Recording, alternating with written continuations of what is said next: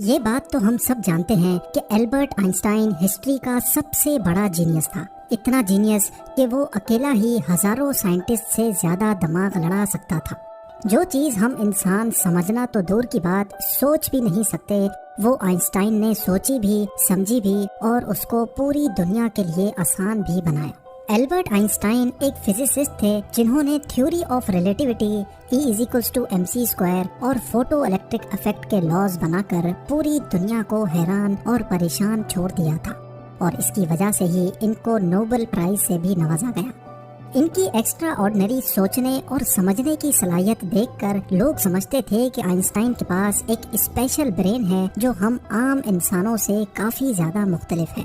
اس بات کا خود آئنسٹائن کو بھی اندازہ تھا، اسی وجہ سے وہ نہیں چاہتے تھے کہ مرنے کے بعد ان کی باڈی کے کسی بھی حصے پر ریسرچ کی جائے، بلکہ انہوں نے تو یہ انسٹرکشنز دے رکھی تھی کہ مرنے کے بعد ان کی باڈی کو جلا کر راکھ کر دیا جائے۔ لیکن پھر وہی ہوا جس کا آئنسٹائن کو ڈر تھا۔ 18 اپریل 1955 کو پرنسٹن ہاسپٹل میں جب آئنسٹائن کا انتقال ہوا تو آٹوپسی کے لیے یعنی موت کی وجہ جاننے کے لیے جو ڈاکٹر آیا اس نے چپکے سے آئنسٹائن کا برین نکال لیا، کیونکہ اس کو یہ جاننے کی کیوریوسٹی تھی کہ دنیا کے سب سے بڑے جینیس کے برین میں آخر ایسا ہے کیا۔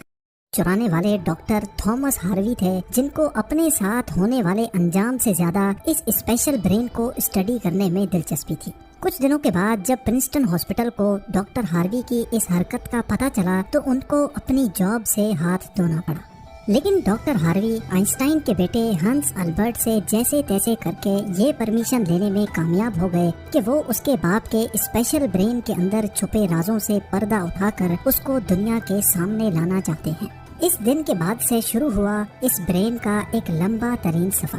ڈاکٹر ہاروی ایک پیتھولوجسٹ تھے جو صرف پوسٹ مارٹم کرنا جانتے تھے۔ یہ ان کا صرف خیال تھا کہ وہ اتنے بڑے جینیس کے برین پر ریسرچ کر پائیں گے۔ اب کنڈیشن یہ تھی کہ ڈاکٹر ہاروی پرنسٹن ہاسپٹل کی جاب سے بھی ہاتھ دھو بیٹھے تھے اور اپنے پیتھولوجسٹ کا عہدہ بھی۔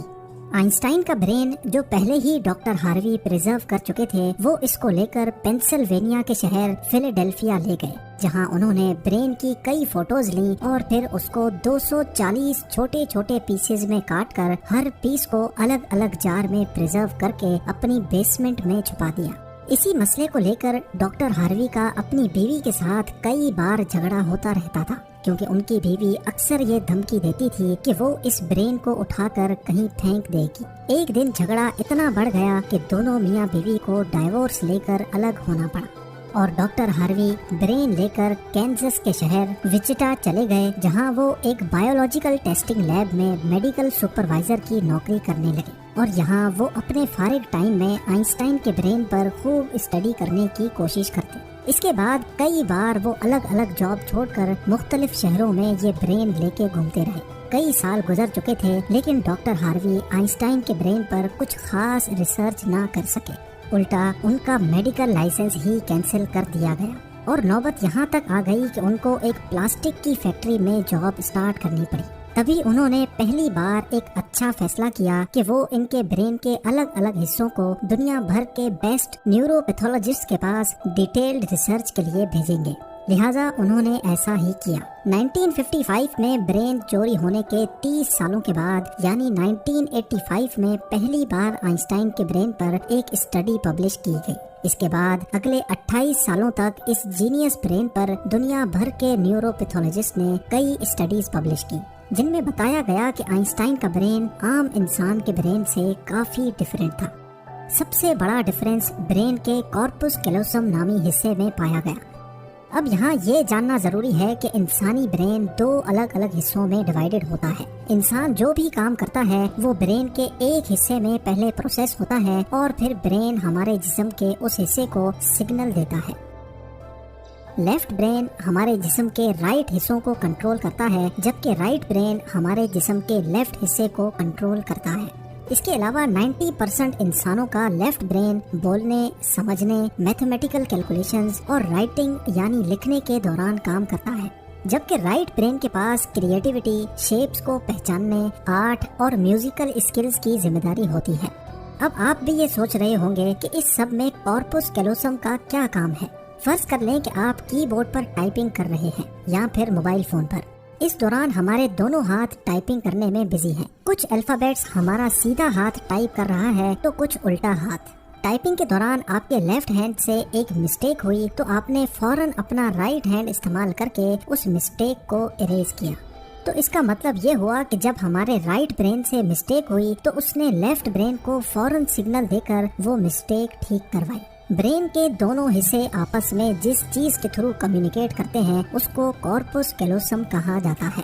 اور آئنسٹائن کا کارپس کیلوسم عام انسانوں کے مقابلے میں کچھ زیادہ ہی بڑا تھا. یعنی ان کا لیفٹ اور رائٹ برین کا آپس میں بہت اسٹرانگ کنیکشن تھا، جس کی وجہ سے آئنسٹائن ایک ہی وقت میں کافی کمپلیکس پرابلمز اور سچویشنز کو امیجن کر سکتے تھے.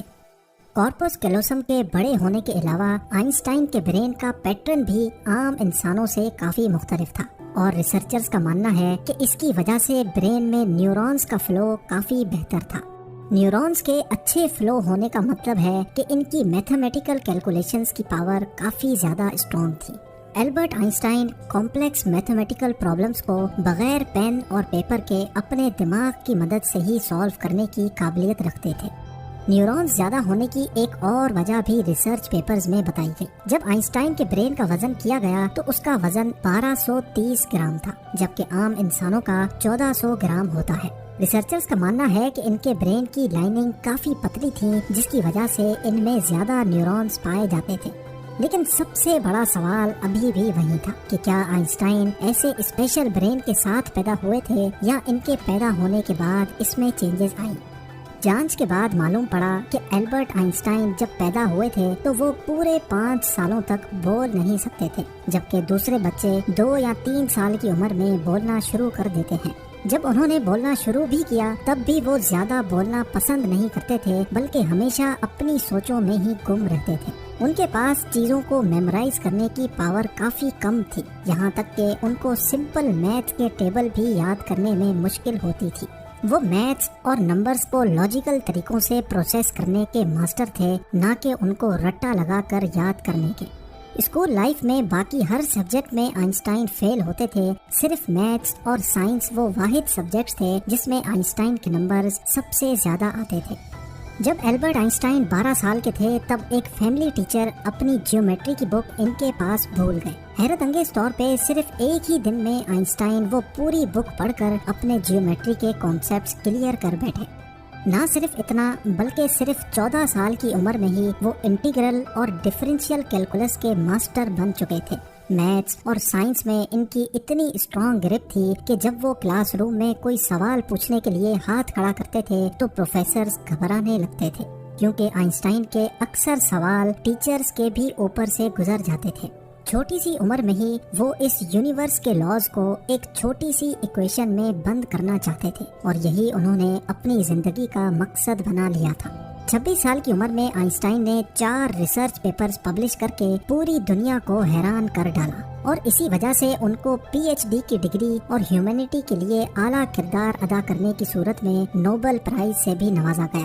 اس کا اندازہ آپ صرف اس بات سے لگا لیں کہ آج بھی آئنسٹائن کی ان تھیسس کے بنا سائنس بالکل ادھوری ہے.